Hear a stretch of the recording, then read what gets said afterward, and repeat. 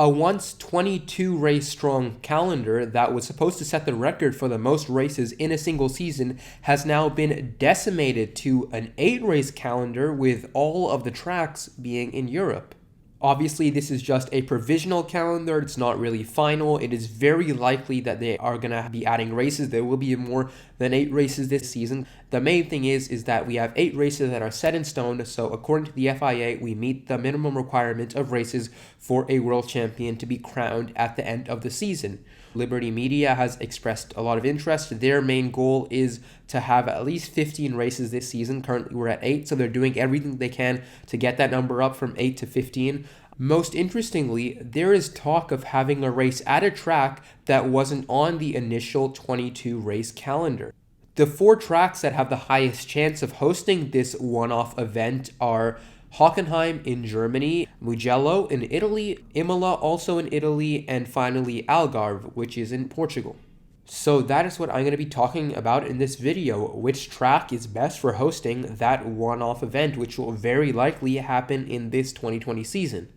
So I'm not really going to be talking too much about Hockenheim because it's a known quantity. We've been racing there for the last few years. We know the track, we know the quality of racing, so there's not really much to talk about with Hockenheim. The topic of interest is the other 3 tracks, Mugello, Imola, and Algarve, which are tracks that have never... Imola hosted F1 a long time ago, but the other 2 have never hosted a Formula 1 race before. So those are fairly unknown tracks to the world of Formula 1, and I'm going to look at those tracks, look at the pros and cons, and at the end of the video determine which is the best for hosting that one-off Formula 1 race. The first track that I'm going to be talking about is Imola, and out of the 3 tracks that I'm going to be looking at, Imola is probably the most associated with Formula 1, as it hosted the San Marino Grand Prix from 1981 all the way until 2006. The original layout of the track featured several flat-out sections separated by tight hairpins, and perhaps the most famous section of the old Imola circuit was the flat-out Tamburello corner that led up to Villeneuve, which was taken at a very high speed. This was a fast, challenging, but very dangerous circuit, and the tragic 1994 San Marino Grand Prix, which took the lives of Roland Ratzenberger and Ayrton Senna, prompted drastic changes to the track. Most notably, the infamous Tamburello and Villeneuve curves were both converted into chicanes to reduce cornering speeds. The track continued to host F1 until 2006, but it hasn't been on the calendar since then. But as we all know, when the COVID crisis hit Formula 1, the original race calendar was thrown out the window, and this has opened up the opportunity for Imola to host a one-off race in this season. The circuit has obviously been in talks with Formula 1 about hosting a race, so there definitely is a possibility of the event going ahead. And AlphaTauri recently had a test/filming day at the circuit, and Pierre Gasly had some great things to say about Imola. As for the track, well, I think that it's absolutely amazing, and it will create an immense challenge for the Formula 1 drivers that many of the other tracks on the current F1 calendar are not able to produce. And the nostalgia factor would build up a lot of hype, as it's a chance for the longer time fans to be reminiscent of the past and remember all of the great races that we've had at Imola. For example, Alonso and Schumacher's amazing battle at the end of the 2005 race. However, I don't think the actual race would live up to the lofty expectations, and it might even be a little anticlimactic and boring. It's an amazing track, don't get me wrong, but I think that it's just a bit too small and not really suited to the very large current Formula 1 cars. I mean, overtaking was already quite difficult back in the day when they used to have the race, and it certainly will not be any easier if we have a race in the present day with the current cars. So the next track which I'm going to be looking at is the Mugello circuit, which is located in Italy, just like Imola.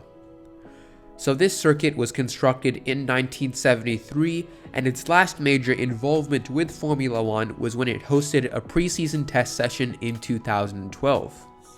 And if this race were to go ahead, it would be very good for Ferrari because it would likely happen after the Italian Grand Prix, which means that Ferrari's 1000th Formula 1 Grand Prix would happen on an Italian track that they themselves own. Just like its Italian counterpart Imola, it would be incredible to see the current F1 cars and drivers tackling this circuit. I mean, all of the high-speed corners would just provide an immense challenge, I would say even more so than Imola. And the drivers themselves seem to support having a race at Mugello. So far, I've heard nothing but praise for this circuit, and I think my favorite quote from one of the drivers about this track came from 8 years ago when Mark Webber said that 10 laps of Mugello gives the same amount of satisfaction as 1,000 laps of Yas Marina. There's just one more mind-blowing stat I want to share with you that pretty much sums up this track.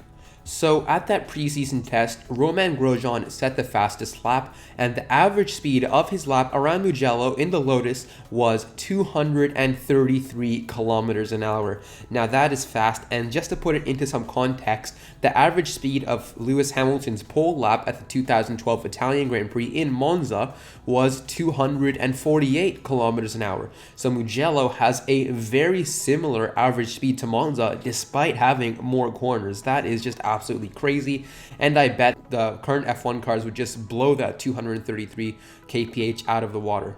But at the same time, the characteristics and the nature of this track just don't at all suit Formula 1. For starters, this circuit is mostly medium to high-speed corners and lacks heavy braking zones, which means it will be very difficult to overtake. Maybe if you're Daniel Ricciardo, you could send one up the inside into turn 1, but other than that, there's really nowhere that you can get past. And even worse than that, the aero wash will really affect the cars with all of the high-speed corners. Like getting within 1 second of the next driver, you're going to lose probably half of your downforce and your tires will overheat. So both of those factors combined will mean that there will be almost no wheel-to-wheel action, almost no overtaking. So, on one hand, you get to see these cars tackling this circuit, which will provide a great spectacle, but then there will be no overtaking. It will be a race decided in the pits, basically a high-speed version of Monaco. So the final track that is being considered for this one-off event is Algarve.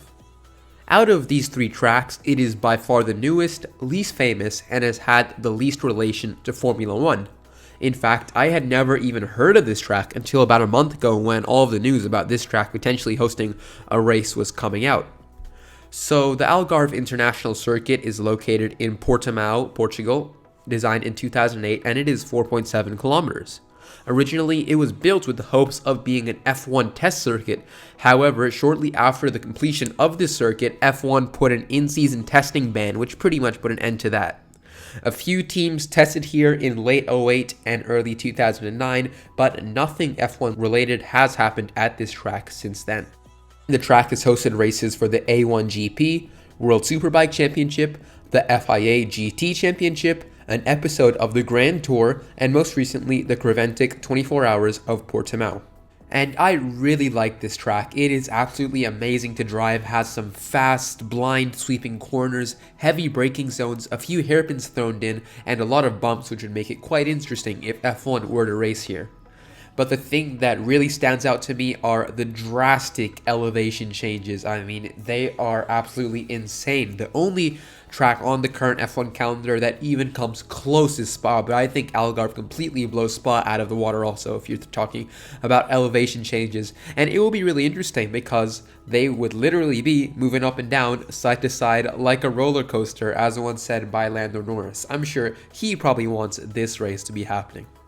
And this track will make a very interesting strategical battle between the teams simply because of the fact that such little is known about this track. And time and time again, we've seen in Formula 1 when the teams don't really have that much of an understanding or that much data about the track conditions and the weather conditions, it always makes for an exciting and unpredictable race. You'll see the teams and drivers that are the heroes of the day and then the ones that completely bottle it. That is why I love Formula 1, because of the unpredictability. And I have no doubt in my mind that the Algarve circuit will provide an exciting and unpredictable race and race weekend on the whole. After looking at all 3 of the tracks and analyzing each of them, I think that Algarve is definitely the best option for hosting this one-off event. You can't deny that all 3 of them are great tracks. You might have your own personal preference in one of them better than the others, but you can't deny that these are all great tracks to drive, and I think the Formula 1 drivers also agree. And all three of them have the facilities to host a Formula One race, as they're all FIA Grade 1 circuits. But I think the thing that sets Algarve apart from the other circuits is that it just suits modern Formula One better. It is by far the newest, the widest, easier to overtake, but you're not giving up, the quality of the circuit in terms of driving. It is still a great track, and in my personal opinion, it is the best. You are A, getting a track that's amazing to drive, B, getting a track that you can actually overtake on, and C, getting a track that will throw up an unpredictable race weekend because the teams have never been at that track before. And I honestly can't think of a downside of Algarve hosting F1. Tell me in the comment section below if you can actually think of one why this track shouldn't, because I honestly can't think of any reasons against it. So yeah, guys, that is my video on which of those tracks is best for hosting F1 in 2020. Comment below which of those three you think is best for hosting F1 and why.